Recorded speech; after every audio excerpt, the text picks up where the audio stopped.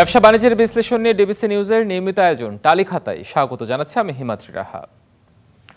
রাজনৈতিক অনিশ্চয়তা, বিনিয়োগে মন্দা, কমেছে কর্মসংস্থান, মজুরির তুলনায় মূল্যস্ফীতি দ্বিগুণ, সব মিলিয়ে নানা সংকটে দেশের অর্থনৈতিক খাত।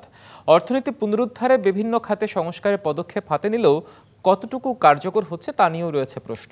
বলা যায় দেশের সামগ্রিক অর্থনীতি এক চ্যালেঞ্জের মুখে। এসব নিয়ে টালি খাতায় আজকের আলোচনার বিষয় অর্থনীতির হালচাল কি। আলোচনা করতে আমাদের সাথে অনলাইনে যুক্ত আছেন সিপিডির গবেষণা পরিচালক ডক্টর খন্দকার গোলাম মোয়াজ্জেম এবং এফবিসিসিআই এর সাবেক সভাপতি মীর নাসির হোসেন। আপনাদের দুজনকে স্বাগত আজকে আমাদের টালি খাতায়। শুরুতেই মীর নাসির হোসেন, আপনাকে দিয়ে শুরু করতে চাই। পরিবর্তিত প্রেক্ষাপট আসলে সামগ্রিক বিবেচনায় কোন অবস্থানে আছে আমাদের দেশের অর্থনীতি? ধন্যবাদ আপনার প্রশ্নের জন্য। আসলে আমরা কি বলবো আর কি, অত্যন্ত একটা সংকটময় পরিস্থিতির মধ্যে দিয়ে যাচ্ছি। এই সংকটটা দীর্ঘমেয়াদী, কারণ এটা শুরু হয়েছে আজ 2-3 বছর আগে থেকে। অর্থনীতি যখন দারুণভাবে ক্ষতিগ্রস্ত হয়েছে, আমরা উন্নয়নের কথা বলেছি, কিন্তু উন্নয়নের পেছনের কাহিনী যে এত খারাপ, এগুলো আমাদেরও বুঝতে অসুবিধা হয়েছে। এখন আমরা উপলব্ধি করছি হাউ ব্যাড ইট ওয়াজ, এবং যার ইম্প্যাক্টটা এখন পর্যন্ত রয়েছে। তো আমরা আগের অবস্থা থেকে তো কোনো উন্নয়ন করতে পারিনি বা উত্তরণ ঘটাতে পারিনি, বিশেষ করে আমি বলবো প্রাইভেট সেক্টর। বিকজ আপনি যদি দেখেন আমি গ্যাস পাই না, আমি গ্যাসের বর্ধিত মূল্য দেওয়ার পরেও আমি গ্যাস পাই না। আমাদের ইন্ডাস্ট্রিগুলি 35% আমরা প্রোডাকশন কমিয়ে ফেলতে হচ্ছে, বিকজ পাচ্ছি না। এবং গ্যাসের জন্য যে সমস্ত প্রসেস ইন্ডাস্ট্রি, সেগুলো তো দারুণভাবে ক্ষতিগ্রস্ত হচ্ছে। কারণ এখানে গ্যাস তো আমরা ব্যবহার করি দুই প্রকার, একটা ক্যাপটিভ পাওয়ার জেনারেশনে, আর একটা হচ্ছিল প্রসেসে যাদের গ্যাস, তারা দারুণভাবে ক্ষতিগ্রস্ত। এতে যে জিনিসটা হচ্ছে, আমরা এমপ্লয়মেন্ট ধরে রাখতে পারছি। আমরা ব্যাংকের যে সুদ যেভাবে বেড়েছে, আজকে 16% সুদ দিয়ে কোনো কে ব্যবসা করতে পারবে আমি জানি না বাংলাদেশ, আমরা তো পারবো না। তো যে জিনিসটা হচ্ছে, ক্রমান্বয়ে আমার ঋণ পরিশোধের ক্ষমতা কমে যাচ্ছে। এবং তার পাশাপাশি যেটা হচ্ছে যে নতুন যে ক্লাসিফিকেশন রুল করা হয়েছে, সেই রুল যেটা এপ্রিল 1 থেকে ইমপ্লিমেন্ট হবে, সেখানে তারা সংকুচিত করা যায়। মনিটারি পলিসিকে টাইটেনিং করা হয়েছে সব দিক দিয়ে, সেখানে আপনার 3 মাস গেলেই সব ক্লাসিফাইড হয়ে যায়। একজন ব্যবসায়ী যদি ক্লাসিফাইড হয়ে যায়, সে তার কোনো ব্যাংকের থেকে লোন পাবে না, কোনো সে তো ব্যবসা করবে কেমন করে? এই সময়টা আমাদের কিছুটা সাপোর্ট দেওয়ার কথা ছিল, কিন্তু তার পরিবর্তে বিভিন্ন জায়গায় টাইটেনিং করা হয়েছে। আমার কারেন্সি অবস্থা আপনারা জানেন যে 45% ডিভ্যালু করছে, বাড়তে বাড়তে এখন অফিসিয়াল ইয়েতে আমরা এক্সপোর্ট বা ডিমড এক্সপোর্ট থেকে 122 টাকার কাছাকাছি পাই, কিন্তু এলসি সেটেলমেন্ট করতে গেলে আমরা সেই টাকা পাচ্ছি না। এই যে বর্ধিত খরচগুলি হচ্ছে, এটা আমরা অ্যাবজর্ব করবো কোথাও থেকে? একদিকে প্রোডাকশন করতে পারছি না আপনার।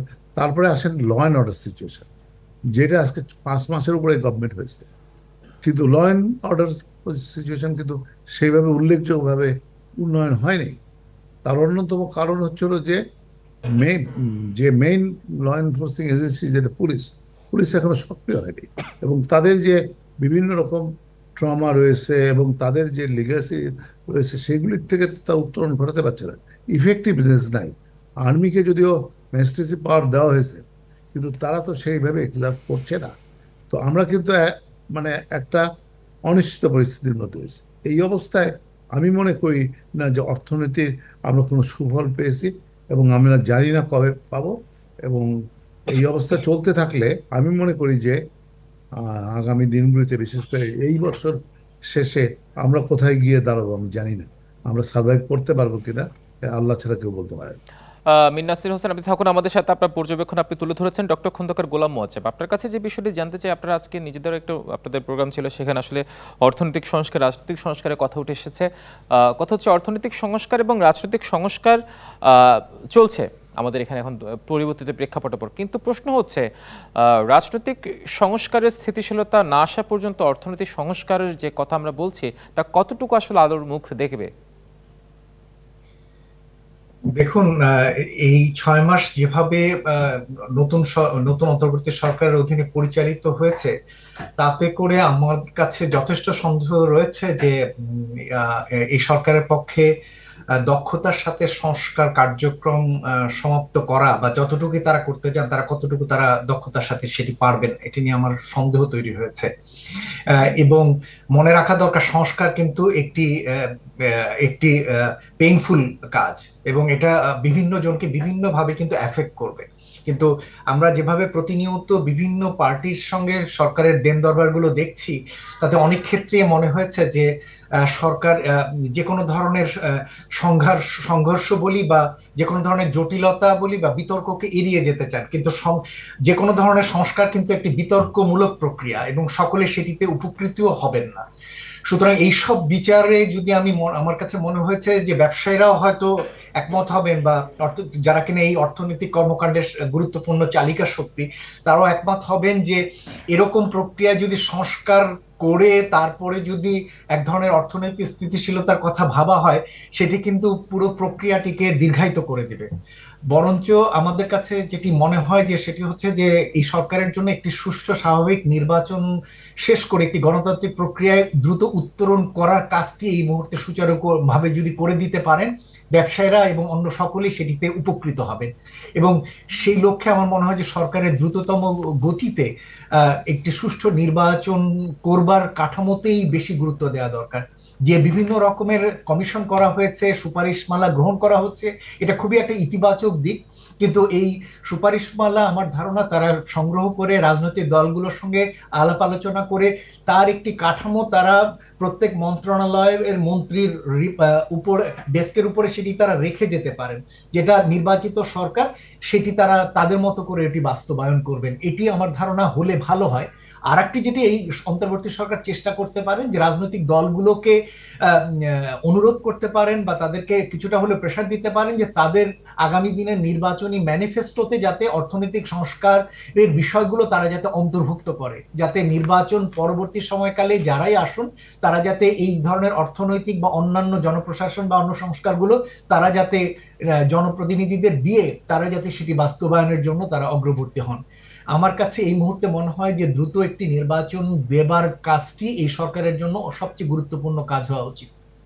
অর্থাৎ অর্থনৈতিক স্থিতিশীলতার জন্য রাজনৈতিক স্থিতিশীলতার কোনো বিকল্প নেই এবং তার একমাত্র উপায় হতে পারে একটা গণতান্ত্রিক ধারায় ফিরে আসা নির্বাচন দিয়ে শীঘ্র সম্ভব। নিশ্চয়ই সে দেশের জন্য, দেশের অর্থনীতির সাথে একটি মঙ্গলজনক হবে।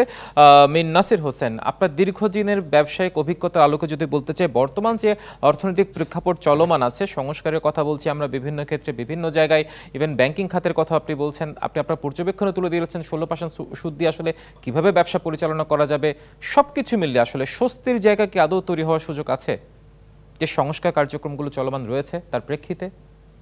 সংস্কারের যে জিনিসটা হচ্ছে, আমার কাছে যেটা মনে হচ্ছে, বোথ ইন্টারিম গভর্নমেন্ট এবং যারা রাজনীতির সাথে সম্পৃক্ত রয়েছেন, বিগ প্লেয়ার্স, তাদের কোনো এজেন্ডার মধ্যে এই প্রায়োরিটি আছে বলে আমার মনে হয়।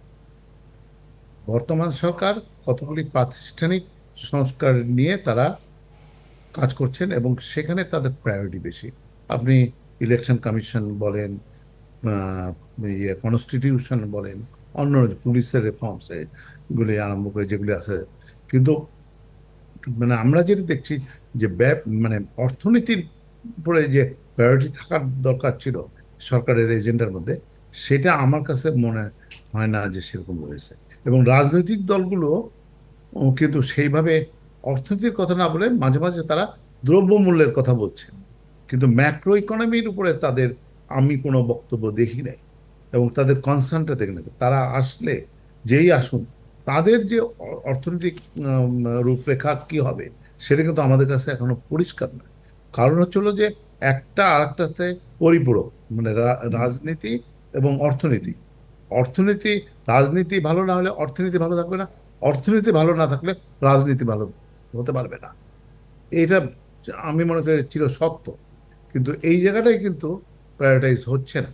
এবং আমরা যে কথাগুলি বলছি যে আজকে আমার কতগুলি সাস্টেনেবিলিটির জন্য কতগুলি সাপোর্ট গভর্নমেন্টের দরকার, যেমন আমার অ্যাক্সেস টু ফাইন্যান্স বাড়ানো দরকার। আমার কারণ হচ্ছিল যে আমার যে যারা বড় ব্যবসার সাথে সম্পৃক্ত, সিঙ্গেল বড়োর যে একটা লিমিট ছিল 15% অফ দি ক্যাপিটাল, তো তার একটা পোর্শন 1/3 তো আমার এক্সচেঞ্জ ফ্ল্যাকচুয়েশনে খেয়ে গেছে। আমার তো ওইখানে পোর্শনটা কমে গেছে। এখন এটা তো বাড়াতে হবে, তা নাহলে তো আমি প্রয়োজনীয় ঋণ আমি নিতে পারছি না। এবং টাইটেনিং করার পরে যেটা হয়েছে 7% ক্রেডিট গ্রোথে এসে দাঁড়িয়েছে। মানে এটা তো যে কোনো অর্থনীতির জন্য শুভকর না।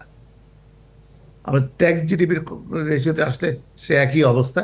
এবং অ্যাডহক ভাবে করার চেষ্টা করা হয়েছে যে মানে যে চাপটা তাদের বৈশ্বিক চাপ রয়েছে, মানে IMF বলেন যাই বলেন, যে রেভিনিউ বাড়াতে, রেভিনিউ তো ওভারনাইট বাড়ানো সম্ভব নিশ্চয়ই না। রাতারাতি নিশ্চয়ই রেভিনিউটা বাড়ানো যাবে না, সেক্ষেত্রে বেশ কিছু প্রক্রিয়াগত দিক হয়তো আছে। হ্যাঁ, ব্যবসায়ীদেরকেও একটা এবং সুবিধার জায়গা দিতে হবে, ভোক্তা যারা আছে তাদের উপর হয়তো একটা চাপ পড়বে।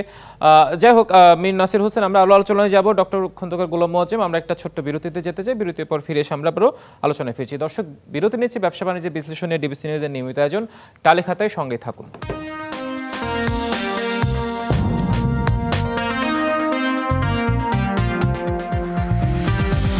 আবারও স্বাগত টালি খাতায়, ফিরছি আলোচনায়। ডক্টর খন্দকার গোলাম মোয়াজ্জেম, বিরতির পর আপনাকে দিয়ে শুরু করতে চাই যে বিষয়, সেটা হচ্ছে একটি বিষয়। দেখুন, আমাদের অন্তর্বর্তী সরকারের প্রধান উপদেষ্টা কিন্তু একজন বিশ্বনন্দিত অর্থনীতিবিদ। আমাদের কেন্দ্রীয় ব্যাংকের যিনি গভর্নর আছেন, আমাদের অর্থ উপদেষ্টা যারা আছেন, তারাও কিন্তু বিচক্ষণ অর্থনীতিবিদ, একদম এ বিষয়ে কোনো সন্দেহ নেই। তারপরেও নিশ্চয়ই তাদের আমাদের অর্থনীতির পুনরুদ্ধারে, সংস্কারে তাদের আন্তরিকতার কমতি নিশ্চয়ই নেই। তারপরে কেন আসলে এই হালচাল? দেখুন, আমরা ব্যক্তি হিসেবে যাদের কথা বলছি এবং অন্তর্বর্তী সরকারে যারা রয়েছেন, ব্যক্তি হিসেবে তাদের সম্পর্কে আমাদের কোনো অভিযোগ নেই, বা আমরা তাদেরকে অ্যাপ্রিসিয়েট করব, এবং তারা বিশ্বনন্দিত ব্যক্তিবর্গই সেই হিসাবেও তারা যোগ্যতাধর, সেই জায়গাটিতে নিয়ে কোনো প্রশ্ন নেই। এবং অনেক ক্ষেত্রে তারা বেসরকারি খাতে, সিভিল সোসাইটির ক্ষেত্রে তারা বিশ্বনন্দিত, সেটা। কিন্তু দেখুন, রাজনীতির মাঠটি একেবারেই আলাদা একটি পার্ট, এবং রাজনীতির মাঠের দক্ষতাটা রাজনীতির পরিচয়ই বিবেচিত হবে, সেখানে অন্য পরিচয়গুলো একেবারেই গৌণ। সেই জায়গাটিতে আমাদের মনে হয়েছে যে রাজনৈতিক প্রেক্ষাপটে একটি সরকার পরিচালনা সম্ভবত অনেক জটিল একটি বিষয়, এবং তার ভিতরে হলো এই সরকারকে যেরকম পরিস্থিতিতে দায়িত্ব নিতে হয়েছে সেটা আরো জটিলতর একটি বিষয়, এবং তাকে দায়িত্ব নিতে হচ্ছে একটি গণতান্ত্রিক উত্তরণের জন্য। সুতরাং সেই সময়কালে বিভিন্ন ধরনের যে পার্টি এখানে রয়েছেন, তাদেরকে সকলে কনসেনসাসে নিয়ে এসে একটি স্বাভাবিক দিকে নিয়ে যাওয়া, এবং সেখানে গণতান্ত্রিক উত্তরণ করা, এবং একই সাথে আবার অর্থনীতি এতটা তলানি বা ভঙ্গুর অবস্থায় রেখে গিয়েছে, দুর্ভাগ্যবশত এদের দায়, মানে এই অর্থনীতির এই দুর্বলতার জন্য এই সরকার দায়ী নয়। আমরা আলোচনা করতে গিয়ে মনে হচ্ছে আমরা এই সরকারকে দায়ী করছি, কিন্তু এই সরকার প্রকারান্তরে কিন্তু দায়ী নয় এগুলোর জন্য। কিন্তু যেটি হয়ে দাঁড়িয়েছে সেটা হচ্ছে এই এই তলানির জায়গা থেকে উঠে আনার বিষয়টির দায়িত্ব তাদের, এবং সেই উঠে আনার জায়গাটি খুব সহজসাধ্য না। এবং এখন পর্যন্ত যতটুকু তারা পরিচালনা করেছেন, তাতে গিয়ে মনে হয়েছে যে সীমিত পরিসরে কিছু কিছু অর্থনৈতিক উদ্যোগে সাকসেস থাকলেও, সেটা গভর্নর মহোদয় বলি, অথবা আমাদের চিফ অ্যাডভাইজার বলি, অথবা অন্য যারা রয়েছেন, তা কিছু কিছু সাকসেস হলেও, কিন্তু আমাদের কাছে মনে হয়েছে যে যে বিপুল পরিমাণ সংস্কার দরকার, সেই বিপুল পরিমাণ সংস্কার করবার জন্য যে ধরনের রাজনৈতিক কমিটমেন্ট, যে ধরনের সময়কাল দরকার, সেই সময়কালটি সম্ভবত এই সরকারের হাতে নেই। বরঞ্চ সেই প্রেক্ষাপটে আমাদের বিবেচনাটি হলো যে এই দায়িত্ব, এই সংস্কারের দায়িত্বগুলো নতুন একটি গণতান্ত্রিক সরকারই বরঞ্চ সুচারুভাবে করতে পারবে। অর্থাৎ যেহেতু সময় সীমিত, সেক্ষেত্রে হয়তো একটা নির্বাচিত সরকারের কোনো বিকল্প নেই, আপনার পর্যবেক্ষণ সেটাই বলছে। মীর নাসির হোসেন, আপনার কাছে সবশেষ যে প্রশ্ন, অর্থনীতির এই যখন অবস্থা, তখন কর্মসংস্থান, রপ্তানি বাণিজ্য, বিনিয়োগ সবকিছুর ক্ষেত্রে যদি ভারসাম্যের কথা বলি, সেটির সমাধানটা আসলে কোন জায়গায়?